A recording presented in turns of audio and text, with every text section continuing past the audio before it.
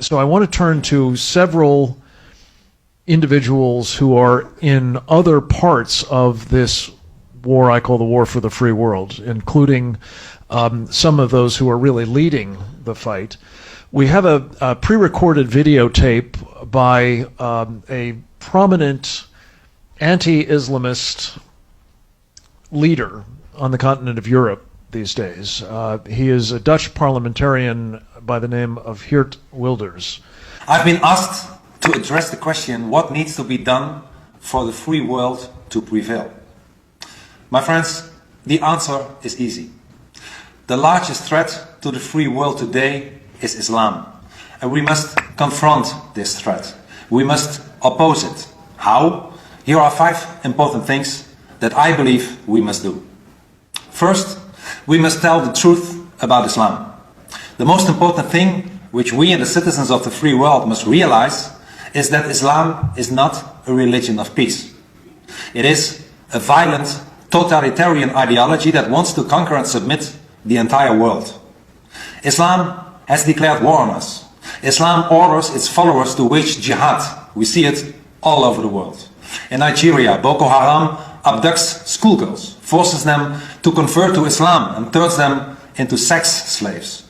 In Iraq and Syria, the Islamic State slaughters people in the most horrible way. In Iran, gays are being hanged. In Pakistan, Christians are being murdered. In Saudi Arabia, apostates are beheaded. From Gaza, Islam fires rockets on Jewish homes. And all over the free world, from Ottawa to Sydney, from New York and Boston to Paris, from Moscow to London, from Bombay to Nairobi, terrorists are committing horrible atrocities. And the root of all this violence is Islam. Not radical Islam, not Islamism, Islam. Muhammad, the founder of Islam, was a terrorist who participated in beheadings and enslaving people. The Quran, Islam's holy book, orders hatred against unbelievers. Fight Islam, fight against them, until Allah's religion reigns supreme, says Surah 8, verse 39. Or, when you meet the unbelievers, smite their necks, says Surah 47, verse 4. And people who say that Islam is a religion of peace are either ignorant about Islam or are lying about it. And we must expose these lies. Islam is violent. Islam is dangerous. The less Islam, the better. I would like to highlight the fact that we have heard from some speakers, notably some of our European friends, Lars Hedegaard, Geert Wilders, discuss Islam, not radical Islamism, not Islamist movements and things like that. And I think that I would like to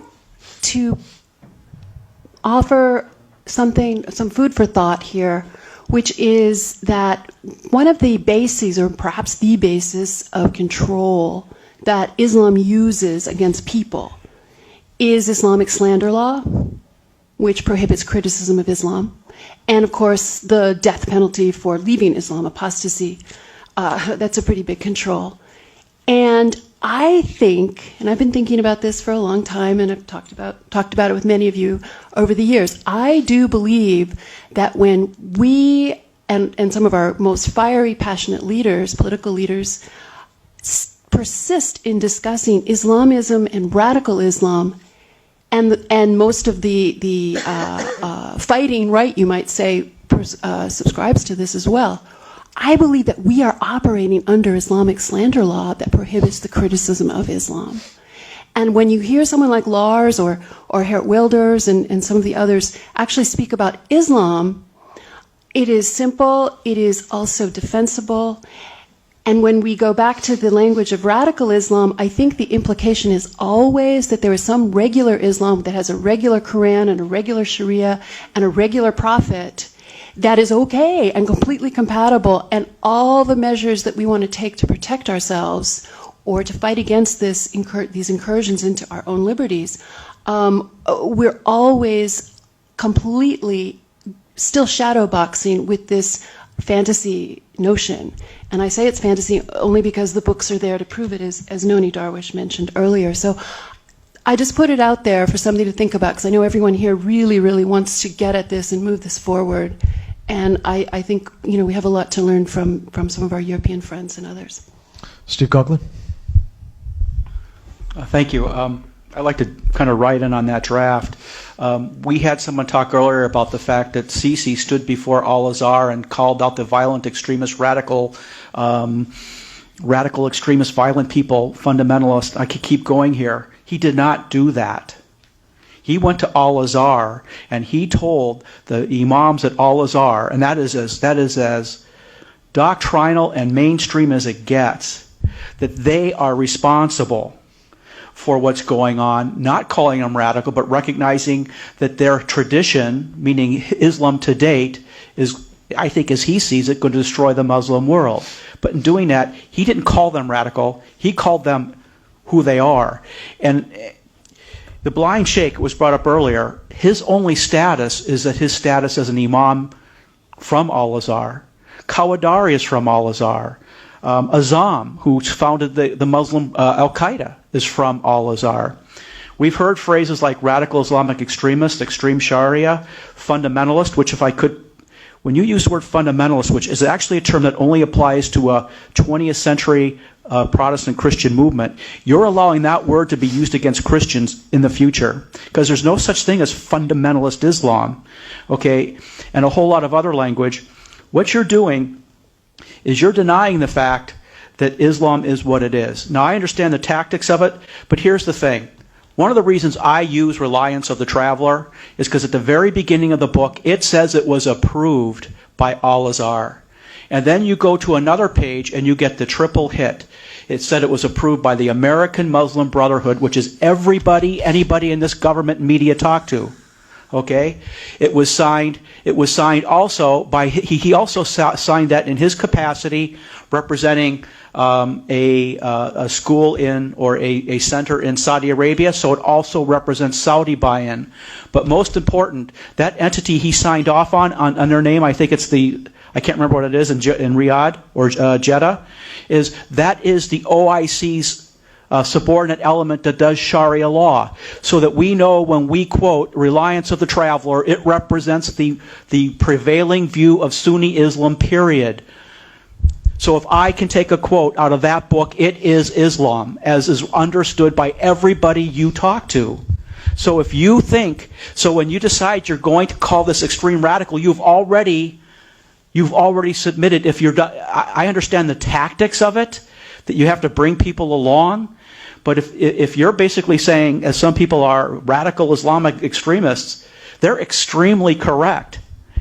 They're violently correct. And that is why the moderates can't get a hand in there. That's why they're all over here. So I just think we need to get there. David Yerushalmi. I want to have Rob come and speak to Diana West's comment about the imposition of the blasphemy laws in the United States de facto in some of the cases we've dealt with. Bring that mic a little closer. But before I do that, I just want to drill down on something. This is a group of professionals, and I want to make sure that we're all speaking at the same level. Understand that the Quran, the scripture, and even the hadith, which are the legal sunnah, those sunnah that have legal implications, in and of itself, while it's the basis of Sharia, the threat doctrine, in and of itself, it's somewhat meaningless. In the same way that in the Torah or the New Testament, there is the lex talionis, an eye for an eye. It literally says that. But what comes on top of that is everything. Sharia is scripture and it is hadith. But what it really is millennia of usul al-fiqh, the science of Islamic jurisprudence, fiqh. That doctrine tells the devout Muslim what abrogation is. It tells the devout Muslim how to read any particular surah. The problem that Zuhdi has, and I'm a great admirer of Zuhdi's, and we have all kind of gone back and forth on that, but the problem he does have is if you're going to ask any moderate or academic Muslim who wants to read those verses differently than they have been over 1,000 years, he has to figure out a way to, as it were, replace the ulama, the legal authorities. It would be like me saying, I want to interpret the Commerce Clause as it literally says, which is not how it's interpreted. The only way I could do that is to get Andy or someone else appointed to the Supreme Court. Well, I can't do that, so it's just not reasonable. Yeah. Not in any Senate that I know of. We're holding out great hope nonetheless. Right. Now, As a National Security Intelligence Officer, I have a duty to make a call about who constitutes a national threat and who doesn't. And we take a look at what that doctrine is, and we assess the relevant combat power capable of being projected from the institutional understanding, which is the doctrinal understanding, which these people have behind them from Al-Azhar, and we have the moderates who do not have a basis. And so when we take a look at how we're going to orient on the enemy, we are not orienting we're not with the moderate group. We have people who lack the foundation to sustain an assault inside their own domain. I mean, I put my life at the risk of a lot of Muslims just very recently, meeting with a lot of the Sisi's people. Okay, or people who are close to him, I should say. I support everything he's doing. He knows that what a lot of people don't know is the next day he had Al-Azhar imams come out and say what he said was apostasy. And when someone does an analysis of that, they have to say they're right. And we have to understand that they're right. And we have to understand that because it means, first of all, Sisi crossed the Rubicon in his own domain. There's no going back on that. And second of all, we support what he's doing, but we also have to understand that he's drawing on the current feeling inside Egypt that they just don't want to do that anymore. That's not moderate Islam, and we don't need to talk about it. We don't want to do it. And I'm all for that, so I think it's not good to use the words like moderate, because you actually crouch those people out. You brand them moderate, that's what makes them get tagged by the Al-Azhar imams. Just let that argument go. But it's important. Personally, I don't have a stake. I completely agree with everything you said.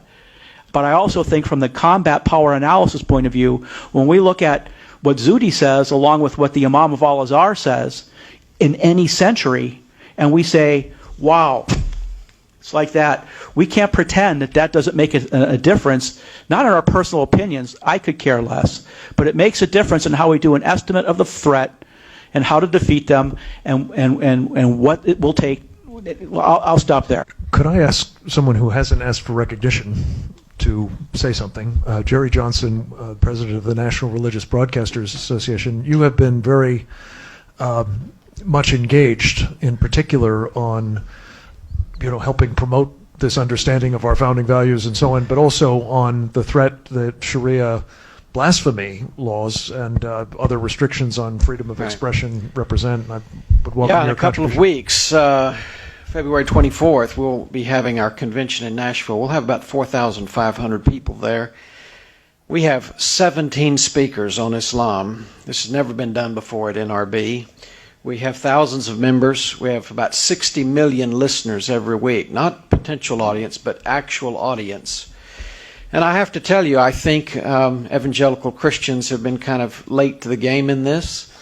I think we've heard different expressions and actually different views of how to approach this. But defeating jihad is going to be a coalition effort. So I think that's okay. But I want to represent that coalition, part of the coalition today, evangelical Christians, to say, I think, there's a theological challenge. Most evangelical Christians have been thinking about missions and evangelism and, winning Muslims to Christ, to Christianity. That's been what they think about. And stopping this at the source, moderates, moderns, nominal Muslims, liberal Muslims. And I think, that's going to remain a priority. We're going to affirm that. I think what we're going to be doing is stressing, though, another biblical truth, which really comes from the Old Testament in Genesis 9:6. Whoever sheds man's blood, by man his blood shall be shed. It's a setting up of order, really, against the taking of human life. And then in the New Testament, Romans 13, that the government powers are ordained of God to use the sword, to use deadly force to protect human life. So, yes, we want to evangelize the moderates. We want to win them. But ISIS, the Taliban, Al-Qaeda, Hezbollah, and Hamas, they have to be killed. The government has to kill those who want to kill us. And Christian ministers must teach that. They must understand that, and they must demand that of government leaders.